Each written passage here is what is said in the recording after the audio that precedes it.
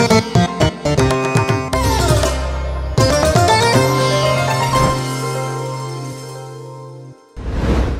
প্রিয়জনেরা, প্রভু যীশু খ্রিস্টের নামে আমি সকলকে জানাচ্ছি অভিনন্দন।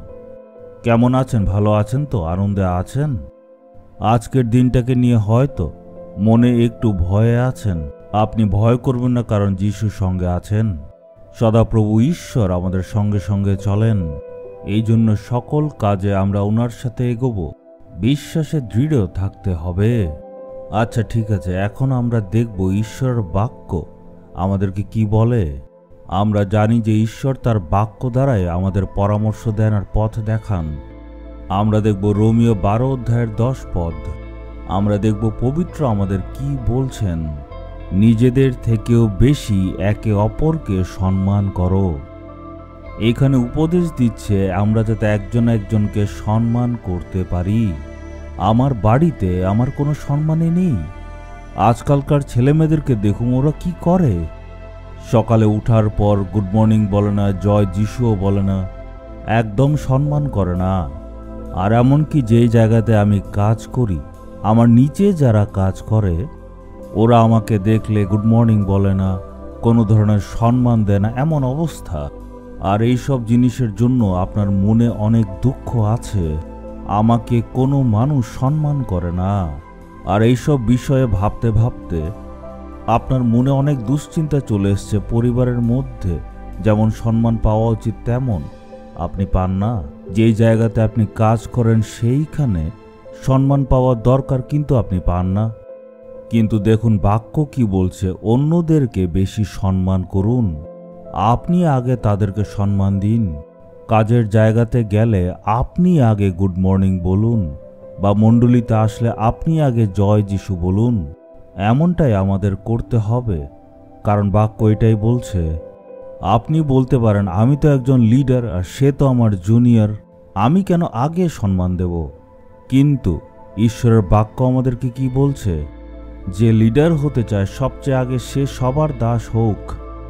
আদর আর সম্মান করতে আপনি যদি প্রথমে থাকেন, তখন ঈশ্বর আপনার সেই কাজ দেখে আনন্দিত হবেন। আপনি এই কথা বলছেন যে আমার পরিবারে আমাকে তো কেউ আদর সম্মান করে না, আমি এত দৌড়াদৌড়ি করি, এত দায়িত্ব আমি পালন করি, আসল রোজগার তো আমি করি, কিন্তু আমার এই পরিবারে কোনো সম্মান নেই। এমন স্বামী বলে, আবার স্ত্রীরাও বলে আমিও কম নই, আমি এই পরিবারের সেবার জন্য কত দৌড়াদৌড়ি করি, আমার কোনো সম্মান এখানে নেই। আমার ছেলেমেয়েরা আমাকে সম্মান করে না, আর এই জন্য আপনার মনে দুঃখ আছে। কারণ যেই সম্মান আপনি চাইছেন সেটা পাচ্ছেন না। এখন থেকে প্রথমে আপনি বাচ্চাদেরকে গিয়ে গুড মর্নিং বলুন, আপনার স্ত্রীকে আপনি আগে গুড মর্নিং বলুন। অন্যদের থেকে সম্মান পাওয়ার আগে আপনি তাদেরকে দিন। কাজের জায়গায় আপনাকে কেউ গুড মর্নিং বলছে না, কিছু হবে না, আগে আপনি বলুন, আগে আপনি সম্মান দিন। তখন দেখবেন যেই জায়গাতে আপনি কাজ করছেন সেখানে সম্মান আপনাকে খুঁজে আসবে। আমরা প্রত্যেকজন মানুষ একে অপর থেকে সম্মান পেতে চাই, কিন্তু যখন সেই সম্মান আমরা পাই না তখন মনের মধ্যে অনেক দুঃখ হয়, তখন আমরা নিরাশ হয়ে যাই। কিন্তু ঈশ্বর আজকে বলছেন সেই পাপ থেকে মন ফেরাও। আজকে সম্পূর্ণ মন দিয়ে অর্পণ করুন। আজকে প্রার্থনা করে বলুন, হে পিতা ঈশ্বর, আমি এখন থেকে এই আশা করব না যে সবাই আমাকে সম্মান জানাক, আগে আমি তাদের সম্মানিত করব। মনে রাখবেন, প্রভুও কিন্তু আগে আমাদের সম্মান করেন।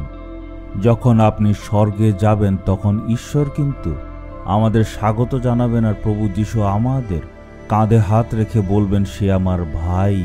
বাক্যে লেখা আছে, কেউ যদি আমার সেবা করে পিতা ঈশ্বর তাদের সম্মান দেন। তার মানে ঈশ্বর আমাদের সম্মান দেন, আমরাও যাতে অন্যদের দেই। বাক্য বলছে যাতে আপনি এখন থেকে সবচেয়ে আগে সম্মান করেন। আপনি বলছেন সে আমাকে দেখলে মুখ ফিরিয়ে চলে যায়। আপনি নিজের থেকে তার কাছে গিয়ে জয় যিশু তো বলতে পারেন, কিন্তু আপনি বলছেন আমি কেন বলবো, সে আগে আমায় বলুক।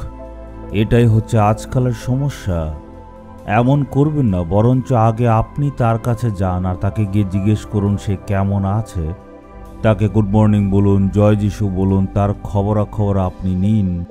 তাদের জীবনের দ্বারা যদি আপনি কোনো সাহায্য পেয়ে থাকেন তাহলে তাদের ধন্যবাদ জানান। তখন আপনি পরিবর্তন দেখবেন।